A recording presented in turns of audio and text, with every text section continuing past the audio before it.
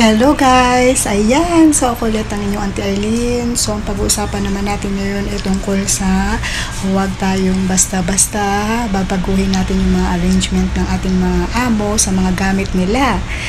Wow! Ang galing sumayaw at ang ganda. Ganyan ang mga dugong Pilipino. Ayan, bakit ko nga ba nasabi? Ayun, bigla lang kasi na-open sa akin ng isang friendship ko. Yun, nagmaritesan nga kasi kami.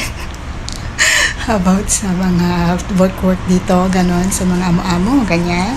So, naikwento niya lang, yung nag-reach out lang siya na, ayun, medyo stress siya dun sa amo niya kasi panay ang tawag sa kanya. Kulang na lang, nandun, nakikita na daw ng mata, panay daw ang tanong, asan yung ganito, asan yung ganyan, panay ang tawag sa kanya, marami siyang ginagawa. So, yun, medyo tawag doon, medyo stress siya. Pero ano lang naman, normal naman yun guys dito. Yan. Kasi pagka matagal na kayo sa amo nyo, medyo matagal na rin kasi yung friend ko. Pag medyo matagal ka na rin kasi sa amo mo, parang ano na lang, alam mo yung parang mga ate or ano na lang, yung mga pamilya na yung turingan nyo. So minsan nag-open up siya ng yung ano nga, stress niya ba sa amo niya, ganon. Kasi ganon dito, yung parang, ay, ano ba yung amo ko ganito na to? Lagi na lang laging hinahanap sa akin. Nandiyan na tuklawin na siya yung mga ganon. So yun, open lang, pero pang sa atin lang, may mga close friend lang, normal yun na pinag-uusapan na gano'n, nagdadaanan ng kwento, ganun ba. So yun, kaya kayo guys, ang advice ko sa inyo pagka nandito na kayo or yung mga inspiring na gusto rin mag-apply dito, ang lagi niyong tatandaan dahil sa sobrang busy ng mga amo natin, minsan makakalimutin din sila. So ang ginagawa na lang nila sa mga gamit nila is kung saan madali nilang makuha yung mga gamit nila, doon na lang nila nilalagay. Hindi na nila yan ina-arrange talaga ng maayos. Although tayo mga helper, syempre kasi isipin natin na yan yung trabaho natin. Pag maraming kalat, lilinisin natin.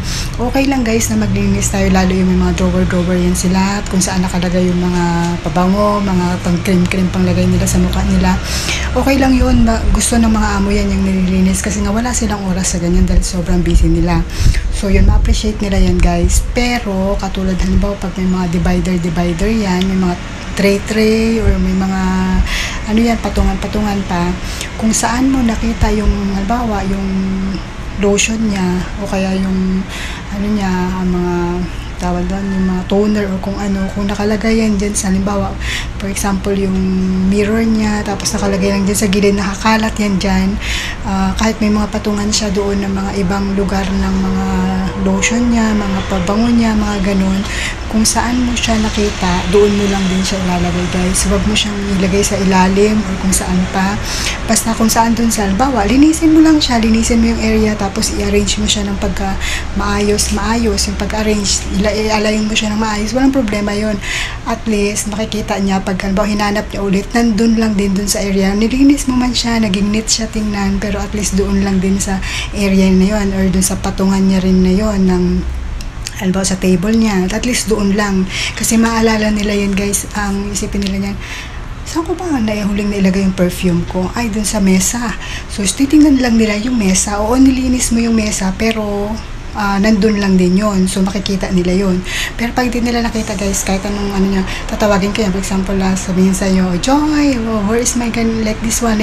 Or have you seen my like this one? I cannot find. O syempre, kahit may trabaho ka, uunahin mo kung ano yung hinahanap ng amo mo kasi amo mo yan. Syempre, di hahanapin mo ngayon, ay mama, I put in this side. O di, ibibigay. Although hindi magsasalita yan sila, pero yung abala sa'yo, di ba? Imbis na continuous yung ginagawa mo, siya rin naman. Kasi mga independent naman sila dito, hanggat kaya nila, hindi na nila hanapin sa'yo. Pero kung hindi nga nila mahanap kasi doon nila naalalang pinatong nila tapos nilagay mo doon sa ibang lalagyan, di maano siya, tawag doon, malilito or minsan baka mamaya mainis pa yan sila na, I remember I put this side, but ganun, hindi na nila alam kung saan mo yun nilagay, di ba yung ganun. So, instead na maging good shot tayo, maging bad shot tayo sa amo natin. So, yun. Alam nyo guys, nagkakwento ako, nangyari yan sa akin dito, sa pangalawang amo ko. Balin, nagbagaling ang inyong auntie, feeling talaga magaling maglinis. Ayan. So, dahil bago-bago pa ako noon, so nilinis ko yung ref namin, sa ref naman siya. Ngayon, meron kasi parang drawer dito sa amin na doon nakalagay, may mga bote yan dyan kasi yung ano namin dito, yung mga garlic namin, yan na tawag yun, inanuhan yan, para biniblender yan, tapos nilalagay lang sa ref para pag gamitin na, ano lang ilalagay na hindi ka na hindi ka na balat ulit, tapos yun ang hindi kuha lang ng kuha sa ref, ganun. Tapos meron kasi siyang isang parang jar doon na maliit na parang bote siya. Para kung sa atin siya, kung mapifigure out yung alamang, parang ganun siya. Pero medyo spicy, na manamis na. Parang ganun siya. Pero magkaiba lang ng konti yung lasa. Yun yung ginagamit niya minsan na hinahalo yun sa mga, tawag doon, yung alam mo yung mga beans, tapos nilalagyan lang niya na nun. Parang yun yung panglasa, yung pangarang ganun. Hindi ko alam kung anong tawag niya kasi nakalagay lang yun sa parang garapon na maliit. So yun, meron siyang ganun. Ngayon may mga garapon nga kasi doon sa mga drawer na yun. Tapos doon minsan nakalagay yung namin, yung yung jam ko, yung mga ganun sa ref bag. May lagayan kasi siya doon na parang drawer na pwede mo doon ilagay yung mga nakabote-bote na maliliit, yung mga ganun, doon nilagay. So ngayon, nagmagaling ang inyong auntie, yung first layer na to, sa taas yung mga cheese, yung mga kung ano-ano. The second layer naman, yung kasi meron kasi yung parang tea or yung presentiment tea, yung amo kong lalaki, yung talaga iniinom niyang yung tawag doon, yung iniinom niya na yun ang parang tubig niya. So ginagawa yun. So sa second layer yung kanyang mga milk, fresh milk, tapos yung kanyang tubig, yung gano'n yung tubig niya na may chrysanthemum tea. Tapos yung pang third na layer, doon naman nakalagay nga yung mga yung mga noodles, yung mga pwedeng pang halo-halo ng anik-anik, tas mga fruits, mga ganyan. Tas doon ko nga nakita yung sa isang gilid yung parang bote nga na yun na parang alamang, kumbaga sa atin parang alamang siya pero magkaiba lang yung lasa niya, mas spicy, tapos basta mas ibang konti. Tapos ang ginawa ko, kinuha ko yun, nilagay ko yun sa parang drawer.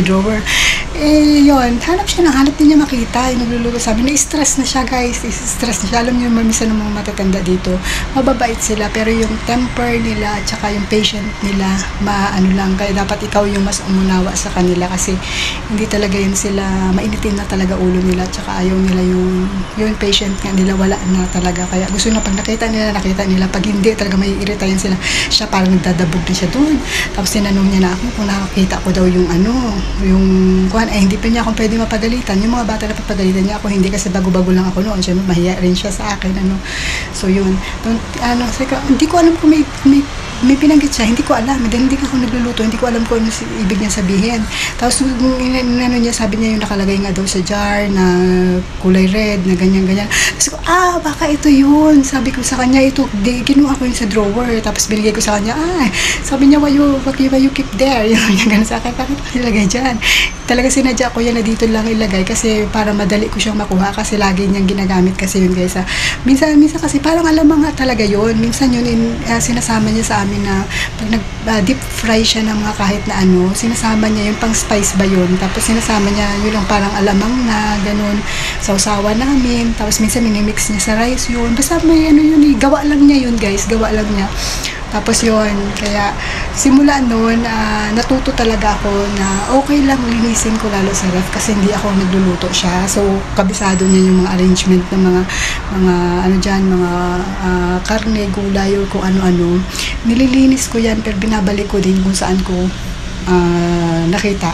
Hindi ko yung parang sa second layer ilalagay ko sa first layer, hindi, unless talaga na may time talaga na doon talaga niya nilalagay. Nagkataon lang na minsan, lalo yung mga bata, ang lagay ng fresh milk talaga doon sa layer na yun, minsan pinapatong lang nila sa taas. So kinukuha ko yun, binabalik ko din doon kung saan talaga nakalagay. So yun guys, parang wag natin basta-basta lang tayo, okay lang yun na may concern tayo, may arrange natin na mapaganda yung pero wag naman masyado kasi basta kung ano yung arrangement nila, wag na natin i-rearrange doon lang din sa area, wag na doon sa layo natin sa kung ano, kasi minsan nawawala na sa pag-iisip nila yung kung saan nila nilagay or ganun. So yun lang.